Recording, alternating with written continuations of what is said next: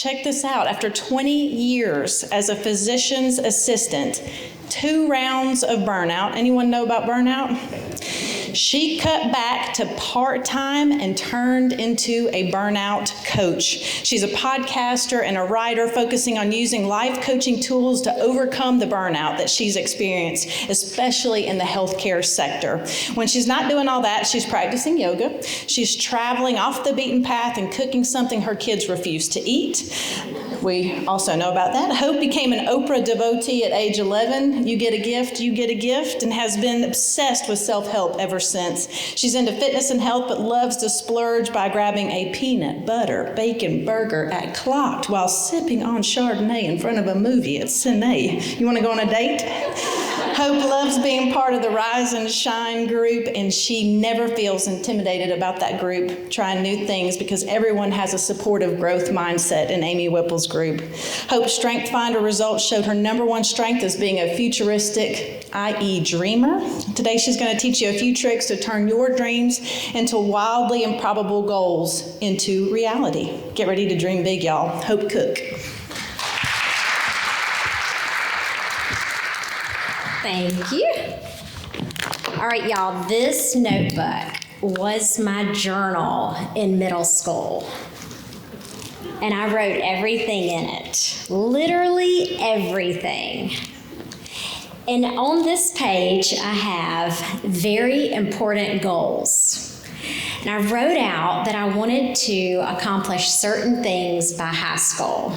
Now, I'd never heard of wildly improbable goals, but I'd been watching Oprah every day, and she said things like, create the grandest, highest vision for your life, because you become what you believe. And she said, if you can believe it, you can achieve it. So I made my list. Now, these were improbable goals. So as you're thinking of your wildly improbable goals, I want you to think stretch goals. These are goals that get you out of your comfort zone. They may require you to pull in resources that you don't think you have, time that you don't think you have. You may have to connect with people that you're not accustomed to connecting with.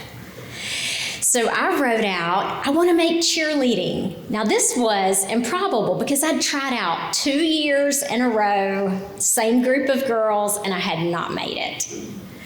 I wrote out that I wanted to grow long hair and I wanted wispy bangs. I could just visualize the little, Tootsie Roll curl with the aqua net, and I would hear the singe as I used that little curling iron. And the last thing I wrote that I thought was just essential for high school, I wanted a pair of Guess jeans. And I knew my mama was not going to pay $60 for a pair of jeans. So I had this list, and I went after it. I saved babysitting money, making like $3 an hour. And to my surprise, a year later, I checked all those off. So I was hooked. I was hooked on goals. So ever since then, I wrote in notebooks and journals my list of goals. And here's what I've learned. I'm going to share this with y'all today. These wildly improbable goals come from your heart. I call them dream seeds. So these little seeds are inside each one of us.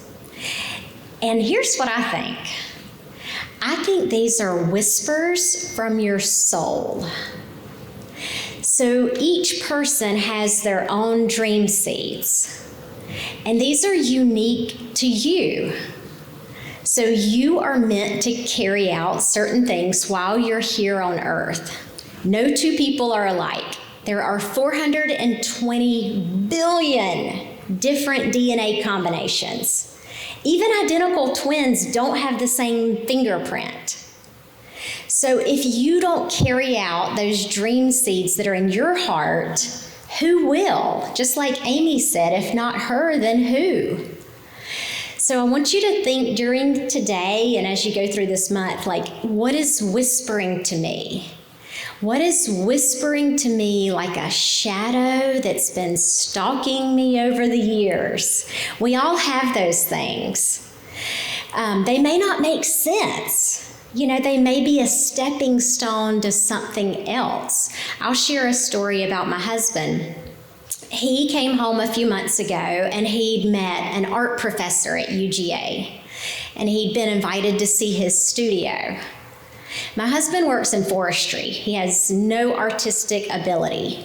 But when he's telling me about this, he was lit up. He just had this palpable energy about him. And it made no sense that he would sign up for a sculpting class. He didn't have the time. It just wasn't convenient. He's not going to end up being an artist, most likely. But every Tuesday and Thursday when he comes home from that class, he's like a different person. And so I have no doubt that that is going to somehow work into his path as he goes forward. So think about what has been pulling you. What have you been drawn towards? What have you been inexplicably curious about over the years? What did the 10-year-old you think was possible for the adult you? When we become adults, we just stop dreaming, or we stop listening to those dreams. We sort of shove them into a closet and shut the door.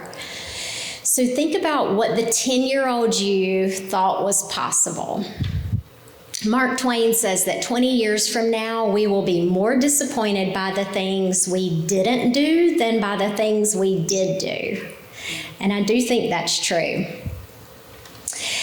Speaking of goals, I want you to write down your goals, because a goal written down is 42% more likely to happen. So I'm going to give you some tips as we go about how to make these little dream seeds sprout and turn into reality. So the first thing I want you to do is give yourself permission to dream. So just give yourself permission to dream of whatever it is that's calling your name. You want a black belt in karate? Don't question what that's about. Just go take a step in that direction. So often we cut ourselves off. We think, oh, that doesn't make sense. I have too much on my plate. I don't have time to do that. But, and this is very true, you will see a paradoxical effect when you pursue these wildly improbable goals. It seems like it would suck time and energy, but what happens is it actually opens up more space and more energy in your life by pursuing these things. All right, so you've got your dream seed. You've allowed yourself to sort of have permission to go after it. The next thing I want you to do is to visualize how it would feel if you were able to accomplish that goal. You see this in the Christmas Story with the Red Ryder BB gun. Ralphie imagines himself with that gun shooting those bad guys, and he can just feel it. Athletes do this. How would it feel if you accomplished that goal? I could just picture that little upside down red triangle on my butt on those Guess jeans.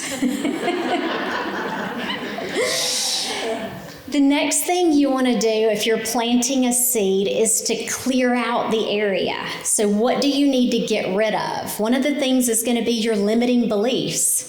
And the way to identify your limiting belief about that goal is to say the goal, and then what does your inner critic immediately have to say?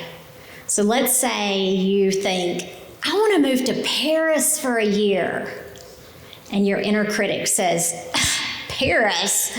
You are a country bumpkin. Then that's what you need to focus on clearing out. Maybe you need to clear out space and time. Amy Whipple every year says she sends letters of resignation or emails of resignation. She looks at her calendar, and even if it's something that has a good cause, if it's no longer serving her, she sends a very nice letter of resignation so she can make room for new stuff. Maybe you need to clear out people in your life who are naysayers, who aren't supportive.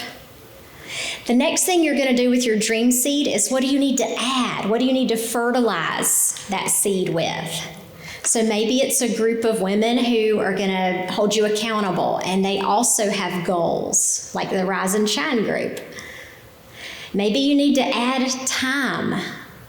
Did you know that 15 minutes a day adds up to 90 hours over a year? Like, that's a lot, 90 hours?